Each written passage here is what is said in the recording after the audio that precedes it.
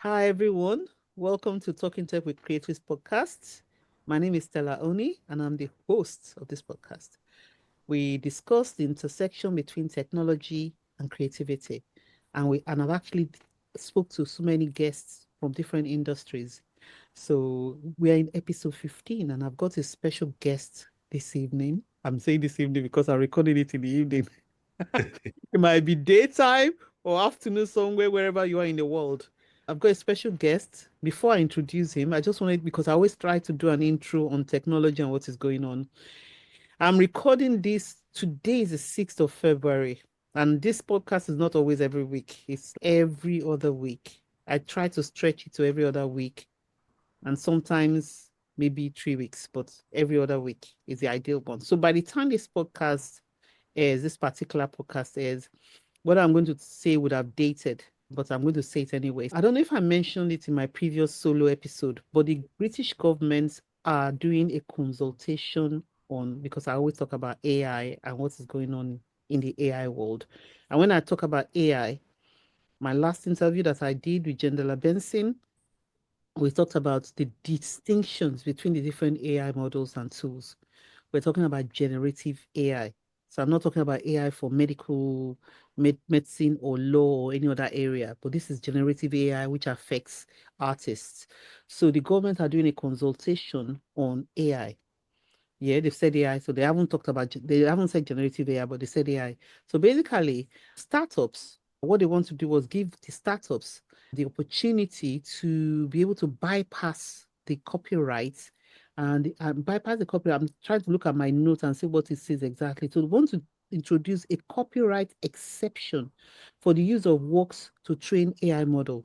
So meaning that artists and creatives, whatever work that you've done out there, if that bill goes through, the government gets their own way, any AI startup can come and they don't have to ask for license. They don't have to ask for, maybe they'll ask for licensing, but they can bypass the copyright and just go and take the information that they want and they use it to try to train the model. So what the government said was that they have what they called reserve their rights or opt their works out. So that means that in that law, whatever it is, you have the right to go in there and say, I'm opting out of this if you're creative, that I'm opting out. But the thing is that think about it, how many startups are going to be out there? How many can you find to opt out of? So what they're asking the creatives to do from the Writing Society of Authors and a lot of other agencies are saying that go in, consultation is on now. It finishes on the 25th of February. Like I said, probably by the time this podcast has aired, that consultation will be over. But I'm going to go and put my own information, my own opinion, my own opinion in. And they've said maybe speak to your MP as well. So your member of parliament, to say that these might not favor creatives, because if anybody can just come in, any startup can come in and just say, okay, we can just bypass, because we have this law in the UK, everybody will be coming to the UK, bypass the copyright law to train their data. So not everybody agrees for that. And so you can have your say. I hope you had had your say once you have listened to this podcast. So that's that on AI news this week. I wanted to talk about, when I had the episode 13, I spoke to Alex Bainbridge, who was discussed autonomous schools and tourism. His company, Otura, we had tourists, AI tourist guides in tourist guide in vehicles, and I think he did a partnership with a company in San Francisco, somewhere in the States. I don't want to get it wrong, Alex. Don't do, if I got it wrong, forgive me, but like a kind of partnership. Guess what is happening in Cambridge? I don't know whether maybe near you it's happening, but there's a company called Connector. So what they've done is that they've partnered with Cambridge Partnership to test autonomous vehicles in parts of Cambridge.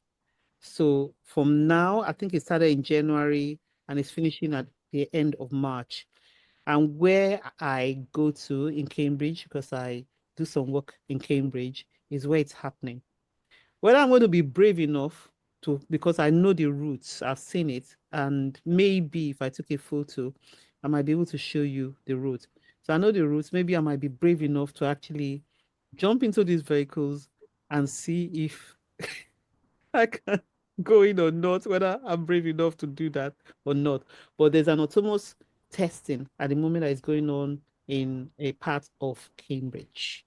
And possibly there'll be other towns in the UK that this is happening. So what I'm just trying to say is that even though we talked about it in episode 13 and it seemed far away, it's coming to a place near you. And the idea was Cambridge Partnership, what they said was that they're introducing this to make it inclusive. I've not read the whole load of what they've said, but what they've said is that maybe this vehicle can run at times where human drivers might not be working and stuff like that. I don't want to paraphrase too much of what is there, but that's the idea of it. But yeah, that's my technology news this week. I should have had more, but this is good enough. So now I'm going to introduce Ope Oduwole, who is the editor-in-chief of Flow magazine. It's a platform, a literary, it's going to tell us more about it, but it's a literary platform for creatives. So poets, authors, musicians. I've seen what Flow Mag have done, and I love it. I absolutely, the first time I came across Flow Mag was when they did a collab with Jacaranda Books, my publisher, and I went and they did this. Sam Greenley book was republished by Jacaranda Books. This book who sat by the door by Sam Greenley, and it was introduced by Margaret Busby. Flo Mag did a collab with Jacaranda. It was so funky. I loved it with a DJ. Oh my God, I danced. Anyway, yeah. So now, so Okwe and I linked off and we said we're going to have a chat. So welcome, Okwe. So nice to have you on the Thank podcast. you.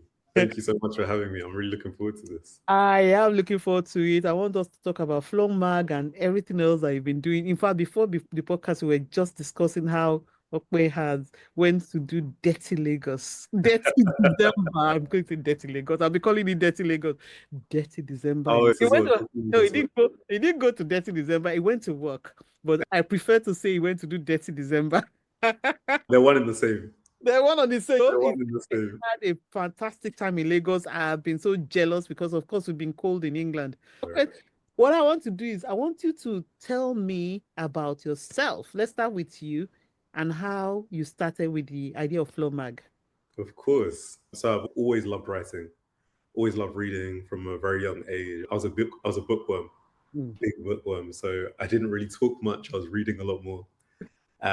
So when I grew up and I went to university, I did English and philosophy. Oh, awesome. Um, Thank you. Yeah. So when I was there, I was like, I still really want to get into journalism, get into writing. Mm-hmm. So I did a work experience and placement at a magazine who shall not be named. I won't name them. Okay. I did a work experience placement at a magazine, and I was really looking forward to it. And if I'm being honest, it wasn't the best experience. Oh, It was an awful experience, for being honest. And oh, I that's not think good. from that experience, I was like, I don't want anyone to feel how I felt with that. Luckily, I didn't really fall out of love with writing and journalism and reading. Mm-hmm. I'd say it maybe stopped me in my tracks a bit, but because of the love that ran so deep to my childhood, it's Mm-hmm. something that I've always wanted to do. So I kept going with it. And yeah, me saying I never wanted anyone to feel like how I felt in that situation, I was Mm-hmm. like, let me try and do my own thing. Let me try and do it so I can look after the people that do work with me and people that I want to work with and X, Mm-hmm. Y, Z. So that's how it started. And then from there, I started a blog while I was at university Mm-hmm. under a different name, similar name, it was actually called Fillmore's Floor. Okay. Started a blog, and people really took to it, which I was really surprised at the time because I was just writing what I would want to read and what I was interested in when it came to music and Mm-hmm. film and literature as well. Mm-hmm. Um, so I kept doing it, and people got really interested in it to the Mm-hmm. point where they were like, "How can I put my work on there too?" And it started that way. And like I said, I've always been writing, and that included poetry as well, and it included extracts from books, screenplays. I just love writing in all its forms, in all its entirety. Mm-hmm. So people wanted to feature their work on there because I was also putting my poetry on the blog as well. Mm-hmm. put extracts from a book that I was writing on there as well. So people were like, how can I put my stuff on there? Mm-hmm. And it evolved from there, and people wanted to get involved, and evolved from there again. So yeah, that's how it started. Fantastic. And you, the name, where did the name come from? Flow Magazine. And So we've always described ourselves as a cornerstone of the industry.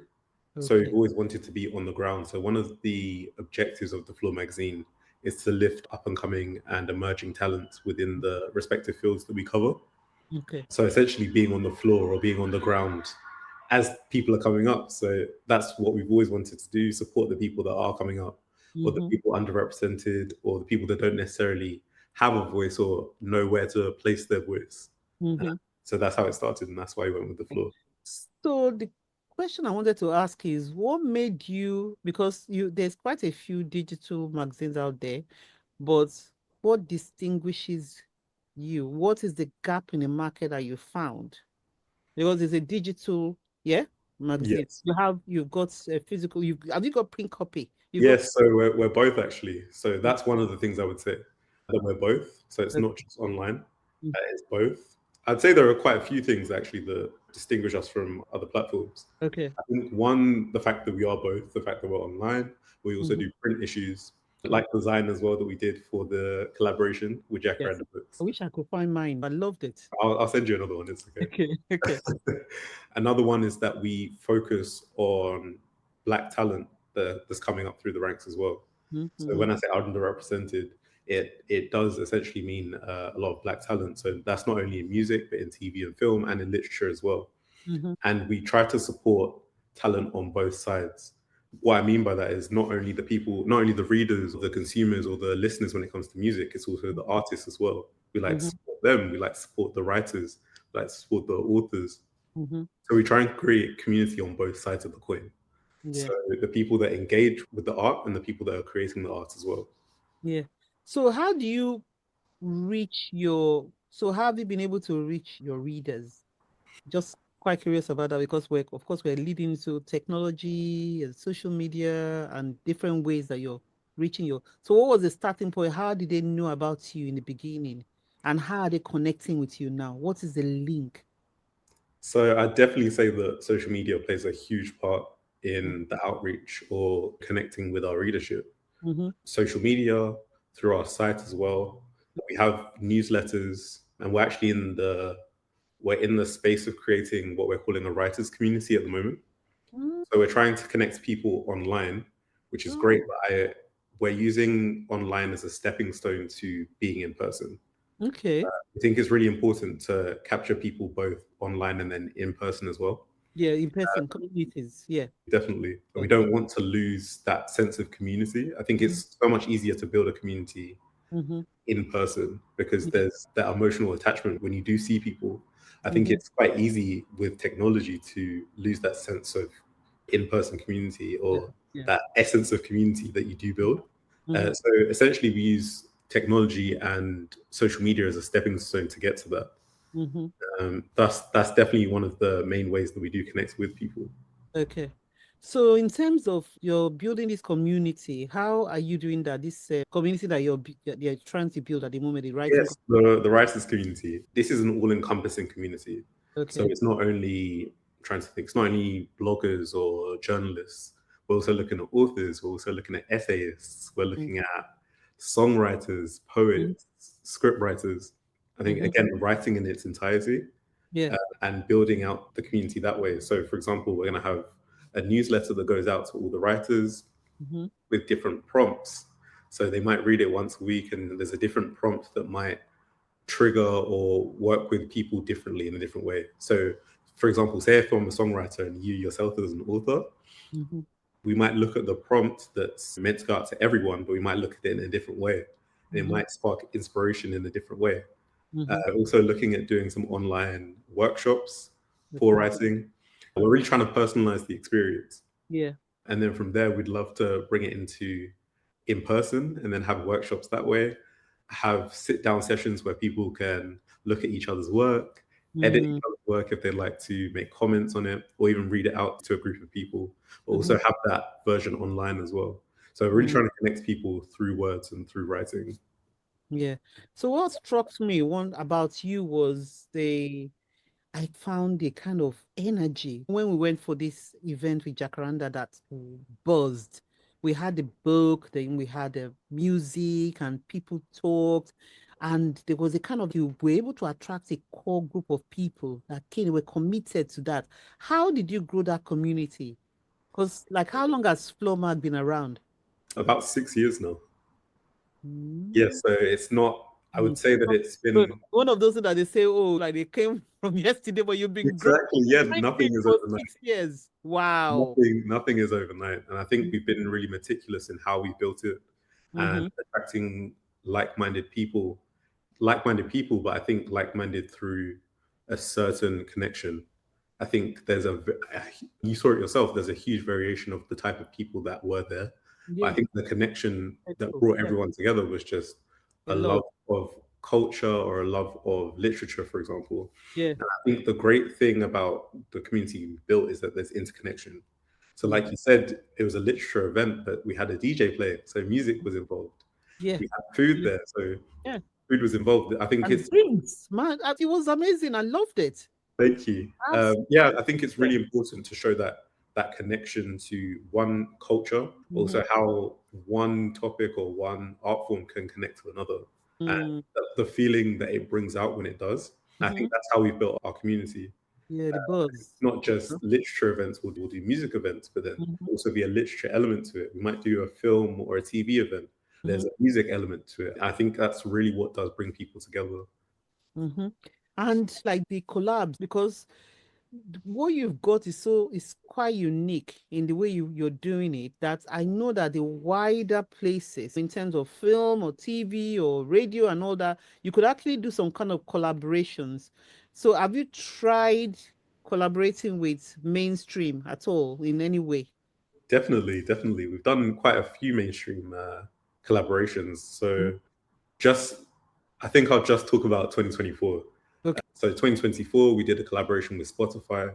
We worked on their Riffs and Runs playlist campaign, bringing R&B or spotlighting R&B in the UK. Mm-hmm. We interviewed a lot of the artists that were involved in the campaign and Mm-hmm. wrote some articles with it. We did some work with Ray Nephew last year, Mm-hmm. covering a music festival on their behalf because they were Mm-hmm. sponsoring the music festival. So we made some content for them. There's a visual in a visual way, but it was around music. Yeah. So we collaborate, and then of course you're at the Jacaranda one as well. So we've collaborated with quite a few brands, and I think our main target for that is just being intentional with our collaborations. Uh, Mm-hmm. like I said, community is so important to us. So it's one that where our community also relates to and aligns with the brands that we do work with. Mm-hmm. Mm-hmm. Question I wanted to ask, I'm going to ask about technology because like harnessing technology for what you do.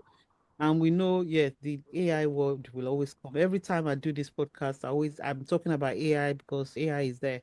So how are you going to use technology? So I'm going to name some technology I know, and I'll Okay, see whether you have ideas of what you want for the future. Because put on the spot, but okay, so I'm talking about now. I know we're not talking about the metaverse anymore. There was a time we're talking about metaverse, where we're talking about Web3. There yeah, was a time it was all NFT and crypto. Crypto is still there. NFT, they all seem to have taken a backseat to AI at the moment. yeah, definitely. How are you going to use, because there's quite a lot of controversies around AI, but there's a lot of fantastic use cases for AI as well. So how are you going to use what you know now for the future? Is there any plan, or are you just going to go along as it comes? I think AI is really interesting in this space or the space that I'm working in Mhm. because I'd say essentially we were using very early renditions of AI, especially when it comes to, for me, one of the things that I use it for the most is when, say, if I've interviewed someone and Mhm. I have an audio, I have a recording, sorry, of the interview and I need to transcribe it. I'll Yeah. put it into an AI. So I Yes. use Otto. So I put Yeah. it into an AI that will transcribe everything for me It also and does that. I'll go through and edit because when I do it manually, Oh I my think God. on average it's about 15, an hour of transcription manually is about 15 minutes of actual audio, Yeah. which is the trade off isn't great. Yeah. It's crazy. It's crazy. Yeah, it's ridiculous. Yeah. So it's definitely really helpful in terms of the efficiency of transcribing when it does come to work, especially if I've interviewed like 2 to 3 artists or talents throughout a week. Mm-hmm. And I have to transcribe all of those and then turn them into interviews, and they're written up, and I might have really quick deadline. So the efficiency of transcription software is really helpful. So I'd say Mm-hmm. that's one way that it comes in. I'm trying to think. Another way that AI does come in, I'd say is I definitely. And do you know what's really funny? I definitely thought about how Yeah. AI But comes yeah, into. when you remember, I listened to there's a podcast I listened to called Life with Machines. And Yes, the yeah, I don't know if I've you I've heard of it. I've never listened to it, but I'm yeah, aware of it. Yes. Baratunde, the guy is called Baratunde and it's brilliant. And it's really talking to different people in different industries. And one of the area that he touched was actually to do with rap, kind of not just rap music, but to do with music or rap music, I think.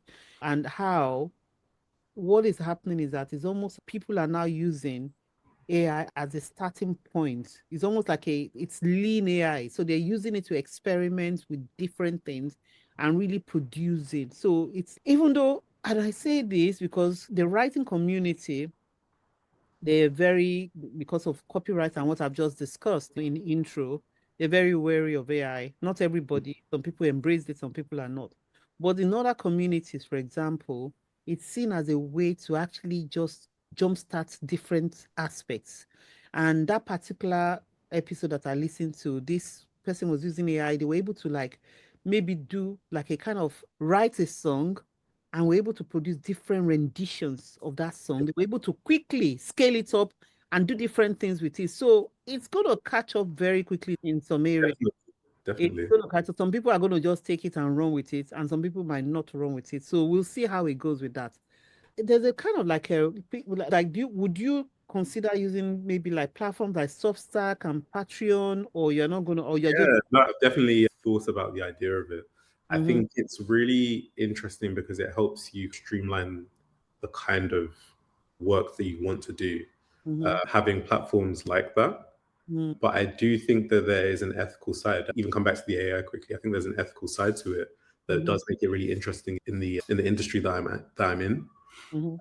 I was reading an article the other day, and I think it's really important to differentiate having AI think alongside you rather than think for you, Yeah. because I think it's so easy to type in a topic into an AI software, for example, like Chat GPT, Mhm. and then say, okay, I've got this idea, help me write this article.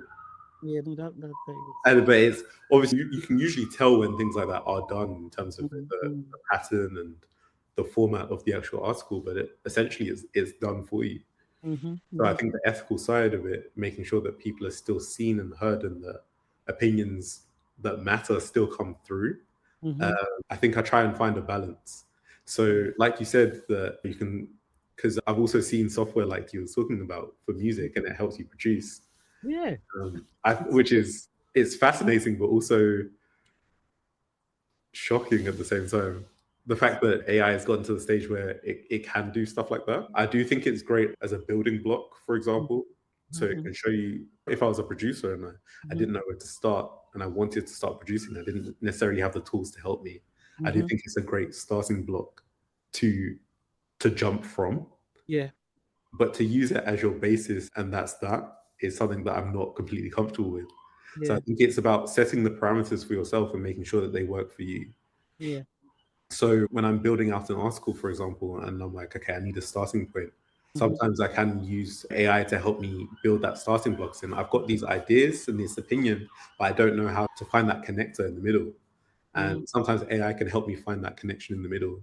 And I'm mhm. like, you know what? I can start from here and I know where to how to plan this out and move forward with it. So yes, I do think that AI can be helpful, but I think it's about making sure that it's not becoming the way that you think or your thought process. You should still have a thought process and then use it to bolster it essentially. Yeah, which is true. So AI assistant, because it will Definitely. assist you. And the thing is, at the end of the day, there's going to be more and more AI, whatever platforms, magazines, writings, authorship, everything is going to flood the market. But that's not going to mean a thing because what you're doing with Flow Mag is about community. Exactly. But so it's community and how people connect. I'm not just going to go somewhere and just buy anything that is out there. Exactly. And some people might, I know, but for me, I'm following either a group or I'm following something, but I'm not going to just follow anything. So if you think that, oh yeah, you can just use that and you can make a lot of money, good luck to you. But Yeah. that's why when you were mentioning Substack and Patreon, I think that's why the platforms like that are really important, because I think you can curate the experience that you do want Mm, from both sides. So I can curate the experience that I want to give to people, but people yeah. can also curate an experience for themselves Yeah. in terms of And what and they and want to find. yeah, and you can attract a different kind of audience. Exactly. So for me, for example, I'm going to be running a Patreon, and on my Patreon, I'm going to be just talk about technology, teach a lot of things on that, and people can just consume it as they like. I've got Substack, but I'm not been updating as much as I should. Well, when you make the Patreon, let me know so I can sign You up. said? When you make the Patreon, let me know so I can sign up. Yes, I'm definitely doing Patreon because I just want to. I've got too many things that I found out, and I want to share as much as possible out there. So, yeah, anybody that wants to support that. So, what has been what do you think technology is helping or hurting diversity in publishing? Ooh, great question. I'd say it's helping. I think it's a double-edged sword. I'd say it's helping mostly, though. I'd say it's mostly helping because I think publishing is, I don't think it's a secret that publishing isn't a diverse Mm, industry. I mm, think it's becoming a lot more diverse. I think mhm. one of the ways that it is becoming more diverse is through reach. Yeah. People have a lot more access to the publishing world and industry Mhm. with the use of technology. Social media definitely playing a part in that. Yeah. I have friends that work in the publishing industry, from people that I've met through the magazine that work in the publishing industry, often talk about the lack of diversity within it. Yeah. And I think that feeds into how books are also represented from authors of color, from women authors as well. I think there is a lack of, there isn't enough attention that comes to it. And then working on my side of things as well. So there's an agency side to the magazine that works with companies to do events or experiences or activations. Much like the one that we did with Jacaranda Books, we've worked with Faber as well and Mm. Hachette, and the list goes on. It And was, things I'm that we, loving it. Yeah. thank you. And some of the things that we do are things like book launches and signings and experiences like that. And a lot of the time when we work with authors of color or Black authors, Hmm. it's because they feel as if, I don't know if it's controversial, but they feel as if they're not getting the right kind of representation from a lot of the imprints and publications that they are working with. Hmm. A lot of that time, things like that wouldn't happen if there was more diversity within the industry, because Mm, people would be represented within the company and mm, realize the importance of the book that they are publishing or advertising or marketing. Uh, mm. a lot of the time, it falls to the wayside because there isn't that representation within the company itself. There Hence isn't. why they outreach and look to other companies to help them market or to help them put on an activation or an event for their book, because it's not being given the time of day within the company that is essentially working for them. They're not working for them. Yeah. So things like technology and social media really do help push Mm, that in a way that unfortunately companies, I'd say, aren't pushing it themselves. mm, mm. Yeah, so definitely we know that technology, so it's helping rather than. And I'm going to be speaking to Michaela, who is she's owns Dark Matter Agency. Yes, I love Michaela. I love Yes, Michaela. lovely. So I'm going to be she's coming on the podcast because she what she's doing I really very much, and I think I'm happy that I'm hoping that there will be more publishers using you and using her collaborating to bring a different kind of experience because they say, oh, black people don't read, black people read. Of There's course, I know a lot of people that read, but you need to find a way to reach them, definitely. them to come to your events, for them to buy into the events. So it's not that they don't read, but it's you have to go find where they are. Honestly, it's a visibility issue. It's And a bit. growing up in the UK, I definitely experienced that. I didn't really read Black literature until I was probably a teenager. Mm-hmm, And I loved reading so much. And it wasn't that I didn't think it was available to me, I just wasn't aware. And the reason I wasn't aware is because it's not publicized or advertised in the same way very good. Yeah. that British literature is. And I grew up thinking, oh, like authors like Charles Dickens are like the biggest authors, and wow, this is so amazing, Yeah. which is in its own right. Yeah. But Yeah. there were so many books that I hadn't experienced, and so many things I hadn't experienced. So I remember, I think I was about 15. Mm-hmm. I was talking with my dad, and he was talking about growing up in Nigeria, and he was talking about his curriculum. Yeah. He handed me a book. He handed me a Chinua Achebe book. Did he give you Things Fall Apart? Yes, he did. My God. So your dad introduced you to African literature, or you didn't know? No, that and to this date, it's still one of my favorite books My because God. I feel like it opened up a world to me that I wasn't aware of. Yeah. I'd experienced the culture in so many different ways. Of course, I've been to Nigeria. There's music, there's food. There are so many ways to interact with it. But I feel like interacting with a culture through literature is a Yeah. really special experience, Mm-hmm. and I found that a really special experience for myself. That's fantastic. So, which literature did when you started noticing and absorbing Black literature, which ones were the first set of literature that really blew your mind when you Ooh, started talking ooh, about Black literature? You what a know, question. Okay, so I definitely say that probably I didn't read as much African literature at the time. I think that was the first one that I read. And then yeah, for a while, I think I tried to experience that intersection between Black literature and almost like British culture. yeah, So one that came up was Bucci Emecheta. I yes. think Second Class Citizen was the next one that I really dove Oh, into, which yeah. was a really interesting experience because it was because of when it was set, first of all, and experiencing a different era of time within the Mm-hmm. UK, but then Hmm. also experiencing it through someone's eyes as a Nigerian. Yeah. I found that really interesting. So that was really fun.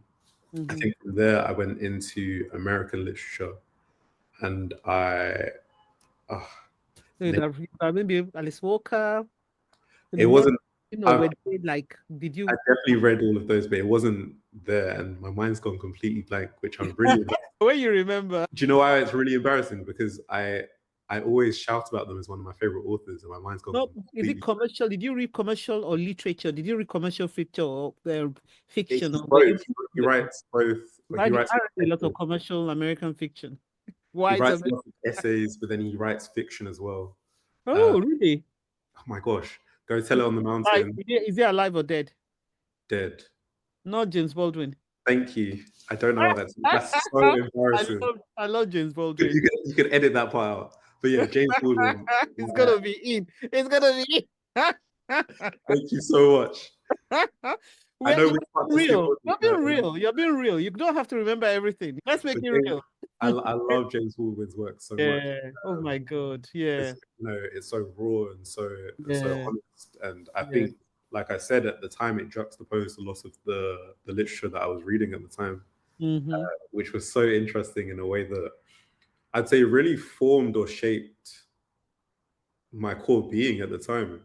Because Yeah. I was still a teenager, I was still going through a lot of the yeah, Sophia. Sophia. all of that comes with being a teenager, Yeah. uh, Yeah. which was a really interesting time for me. So Mm-hmm. I'd say, yeah, it was definitely core memories. They definitely seeped into core memories, and I love the fact that literature was a part of that. Yeah. Fantastic. Because I did Baldwin as well. Funny enough, I didn't read Baldwin as a teenager. I didn't even come across American literature till my 20s. Oh wow, okay, So yeah, when I say American literature, I read commercial fiction. So I okay, read a lot nice. of American commercial fiction and I absorbed a lot of American TV. But when it came to like literature, like Toni Morrison, James Baldwin, and all that, I was in my 20s when I came across the literature. And James Baldwin came at a point in my time, in my life, where I was like it was like a pivoting into being a writer from where I was to saying, actually, I really want to take because I read a lot and I said, I really want to write. And then James Baldwin came along because it was a lonely journey. And James Baldwin's literature, his essays were both deep and lonely. Yes. So the sense of aloneness in his words. And I really tapped into it. And while I was writing my first ever book, which is still in a drawer somewhere, but I'm going to get it published. It was a literary fiction. It's not crime at all. Okay, Um, interesting. it was James Baldwin. I quoted, and even the title was a part of a James Baldwin essay because it's called Manic Dancers. and it was part of something in a James Baldwin essay. Yeah, I feel like I know the quote as well. You remember the quotes? I feel like I remember the quote. Manifest Destiny something. I can't remember, but that was, yeah, it was James Baldwin. So, Wow. so I want to ask a question about what was the most surprising lesson you learned while building the magazine? Ooh, the most surprising lesson. Surprising could be good or it could be the other way. Just something that you learned along the way. Lessons learned. Do you know what? I think because people usually interpret it in a negative way, I think I'll go with a really positive one. Okay, good. Um, Again, coming back to that sense of community, I didn't expect to find as many like-minded people as myself. I think it's a really, I think the rhetoric around creative arts in the way that we were speaking, how you said, okay, apparently Black people don't necessarily read. Mhm. I've loved reading my whole life. Even when I went to university and studied English, in my class of about 200 people, I was one of 5 Black people. So that kind of Lock yourself. I've always been the most of the time I'm the only one. exactly. And now So we're getting I've better now. always held that kind of identity of tokenism, unfortunately, that comes with being involved in those spaces. Mhm. So when I got to the point where I was like, okay, I actually really want to do this, something I'm interested in, but I want to uplift Black people in these spaces.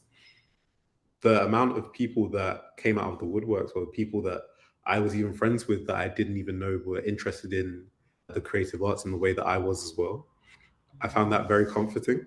Mhm. I found it very encouraging, especially for my sense of self, for my confidence. I think as much as I've empowered other people, or the magazine's empowered other people, it's also empowered me being a part of it as well.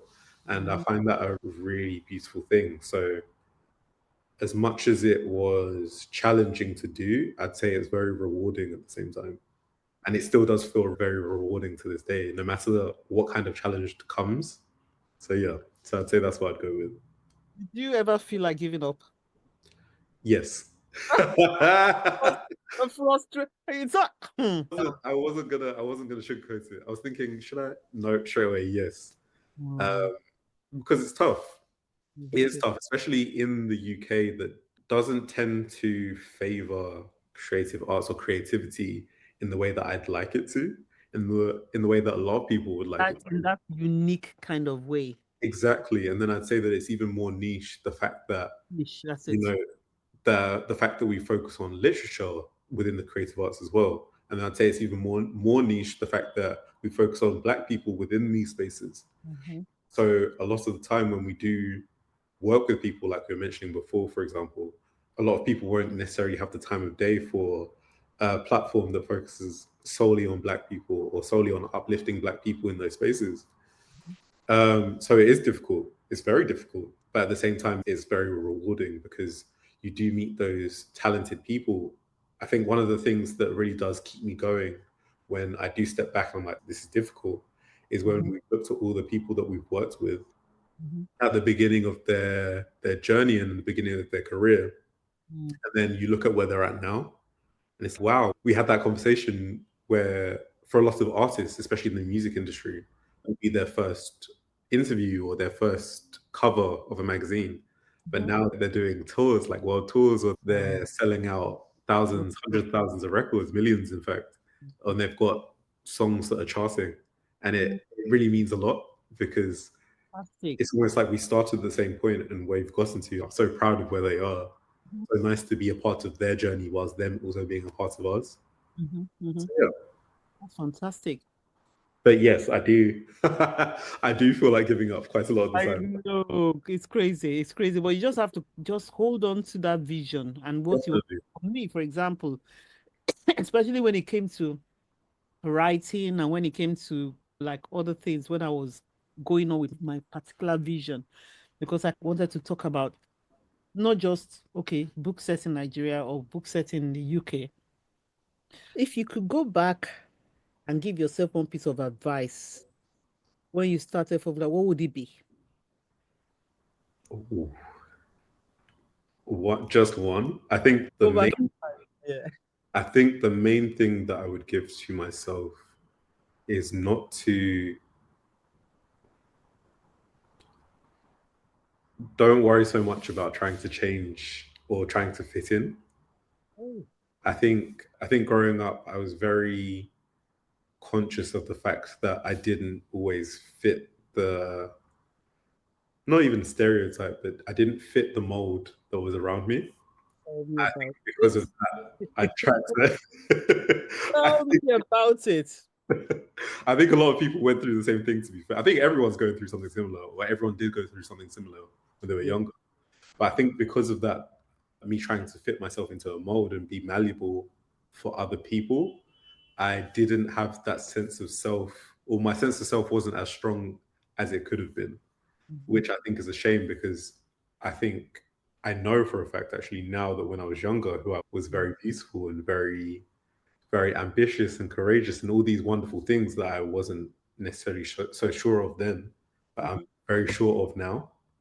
Yeah, look at that. So I'd say that's one thing for myself because I think I would be a lot. I think I would be who I am now a lot sooner, Mhm. which would have been great. So I think that's the advice to myself, So and I would. you're enjoying the journey now. Oh, definitely. I think when you think in that way, it takes you a while to enjoy the journey. I think a lot of the time you enjoy the journey in hindsight. Mm, So I'm trying to enjoy the journey whilst I'm still on it. So yeah, yeah, enjoy every minute. definitely. So portfolio, yeah, like you've got music, you've got literature, art, Yes, yeah. So more TV film. So and we TV, yeah, TV and film. yeah. How are you balancing those diverse interests? Because I went and I read your magazine. I really enjoyed how you've approached the interviews. I enjoyed the photos. I love them. Manage to balance all of that. Like I said, I feel like all of the topics are interconnected. I think there's in all art forms, there's some kind of connection to another art form, and I think it's just about finding that and tapping into it. Mhm, So I'd say that we've tapped into it quite well. Even on the art side of things, our creative director is amazing. Across the team, everyone is amazing. I think that's really one thing that shines through. mhm, Everyone's individual talents really do come through, and what they're interested in really comes through. mhm, So even though it hasn't really been mentioned, the theatre side of the magazine is something that I personally love quite a lot because of how much individual people on the team really do love theatre and it comes through. So I think it's less of a balance and more about how we can connect the topics because music seems like a very prominent side of what we do, but we'll tie music in by talking about soundtracks to films, or we'll talk about, so for example, when we interview authors and people that work in the literary world, we'll still mhm, ask them about if they had inspirations, sonic inspirations or music inspirations, or did you watch a film, or was there anything from your childhood again, TV, film that really inspired what you're doing. So I think it's really about interconnecting them rather than finding a balance. mhm, If you read one section of the magazine, if you're on the site, even if you're reading like a print issue, if mhm, you're on the site or reading a print issue, I think it's very easy to ping pong from different places mhm. in the magazine because of the interconnectivity of it. Fantastic. Well done. So, like I said, I love your collaboration with Jacaranda and all the things you've said today. So, what are your future plans when it comes to collabs and where Flow Mag is going? I want to hear all of it. And I'm sure the listeners are all agog. I would definitely say we have so many plans and we're all really ambitious in terms of where we want to go next. Okay. I'd say the big words, I mean, I've said it so many times already, but community, just leading with that sense of community and building out that community. We want it to be intimate, but simultaneously, we want it to grow. I think when people think of community, they think of tight knit, which is great. And I agree. But tight knit doesn't necessarily mean that it's a small community. Yeah. We want people to connect with each other from different places. So, Mhm. of course, based in London, so a lot of the events are in London. We want to do more across the UK. We want to do more in different places. So across Europe as well, across the African continent is a really big one for us. We really want to connect with people across the African continent because we have a big readership there as well. So it's not just about connecting with them digitally, but also in person. So doing in-person workshops and activations and events there. And same with brands. There are so many amazing brands, so many amazing collectives on the African continent that we want to work with as well, because My God. as It's they, as much as they see us, we want to also let them know that we see them as well. Mhm. Finding that common ground in that creativity is it's really exciting. So that's something that I'm really excited for. I like that. Yeah, there's so much creativity out there. It's just the senses. Sometimes my senses get overloaded because I'm so excited. Fascinating, it really is. Yeah, It my like me, I'm excited by visual delights, smells, food, whatever, and I'm like, oh my God, this is good. You No, know, it's incredible. There's so much talent. Going back to Nigeria, the one thing that really stuck out to me, it doesn't relate to me completely. It still does. But one thing that really stood out is the fashion coming out of Nigeria and the designers that are coming out of Nigeria. It's ridiculous. It's incredible. It really is incredible. I'm saying that doesn't necessarily relate, but one of the things that we love to tie in to the magazine is fashion, especially when it comes to the shoots that we do. We really like to be on the front foot or in the forefront when it comes to fashion in that way, in the editorial sense. So I was connecting with so many designers out there and so many brands out there, and it's honestly it's such an exciting place to be and just to work. And yeah, yeah, I can see the smile on your face. I haven't stopped smiling as soon as we What mentioned keeps the smile from your face? So it's that's a future. Like Nigeria is one of the most like young people, vibrant, creativity is just really, it's just busting with all yeah, of that.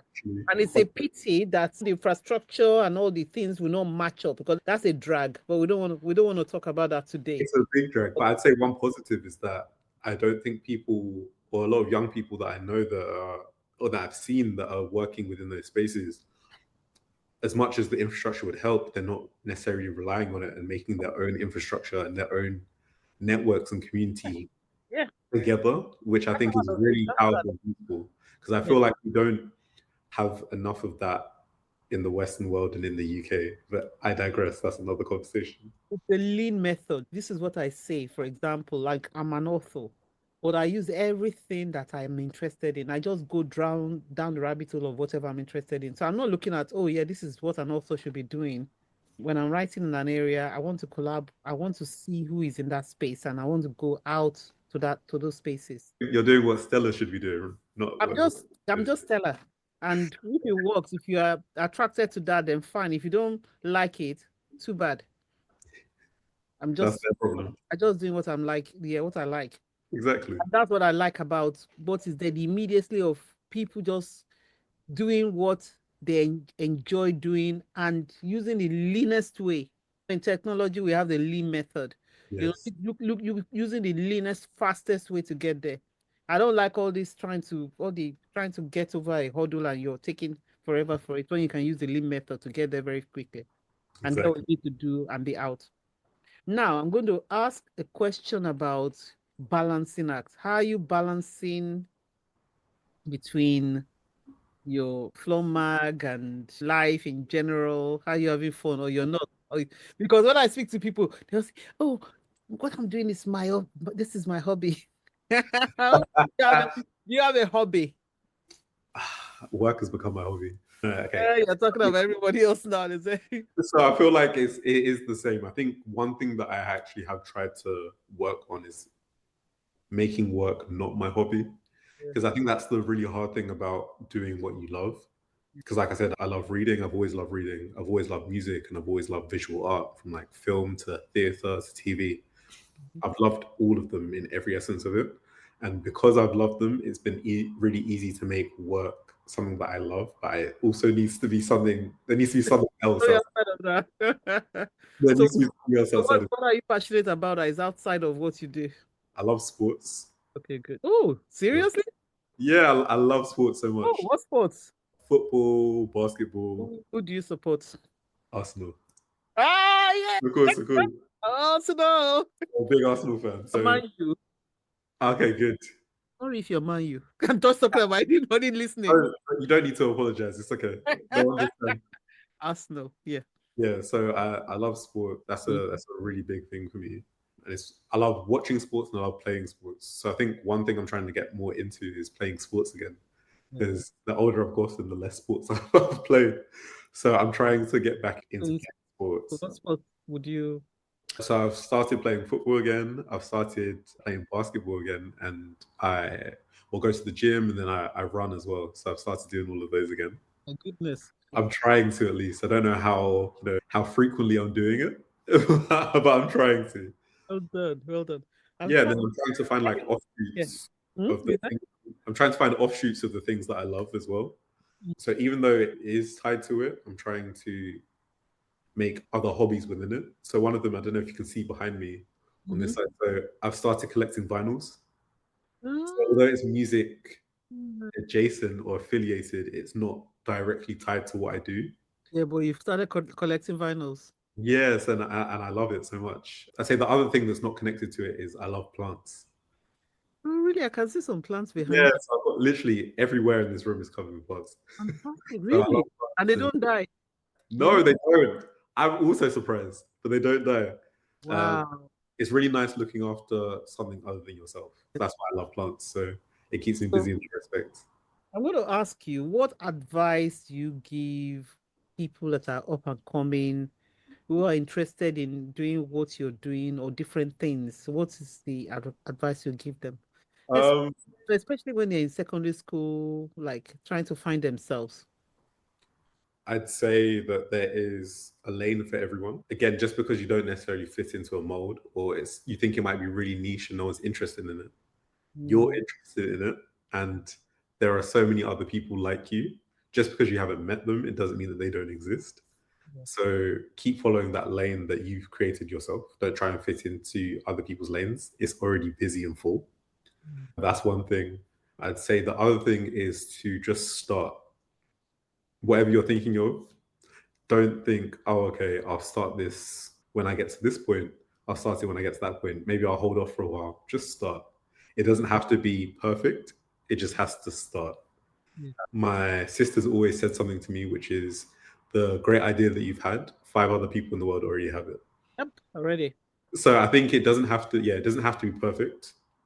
It doesn't always even have to be first. You just have to start.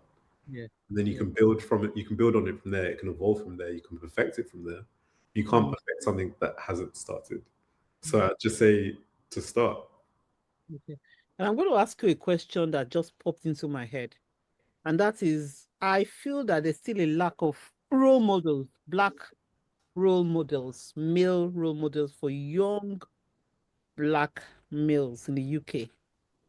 Is that something you would do? Would you think about going to schools and speaking and stuff like that? Would you think about that? Because that would be really Yeah. It's something that we have done and we do actually. So we've been to universities to do talks. We've been to went to a couple of prep schools that have both primary and secondary schools to do talks as well, to show them the diversity within the media industry, especially when it comes to publishing and journalism as well. It's been really fun to do actually. And we had really great reception from doing it.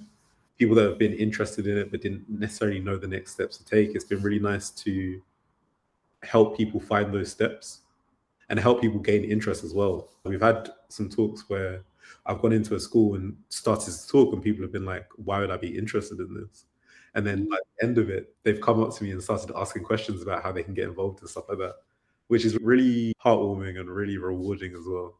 So yeah, so I do think it's important, and I agree with you. I don't think there are enough role models, but I don't actually. Let me change that. I feel like there definitely are the role models. I think it's more about the visibility of those role models. but the visibility is what is lacking.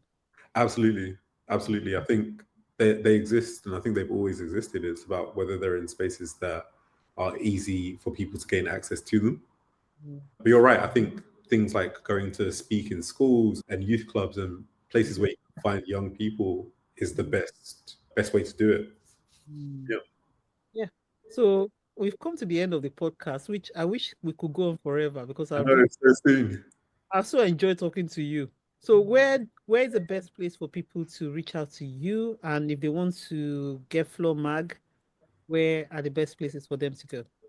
Yes. So the best places for the mag is at the Floor Mag on all of our socials, or you can get to us on the website, which is also thefloormag.com. The best way to find me, which is hilarious because I was about to change my app, but I will say what I have now. So my at the moment on all socials as well is ops x odds. So that's OPS Yeah. x ODS. So Yeah, OPS. x ODS. Okay. So OPS. OPS.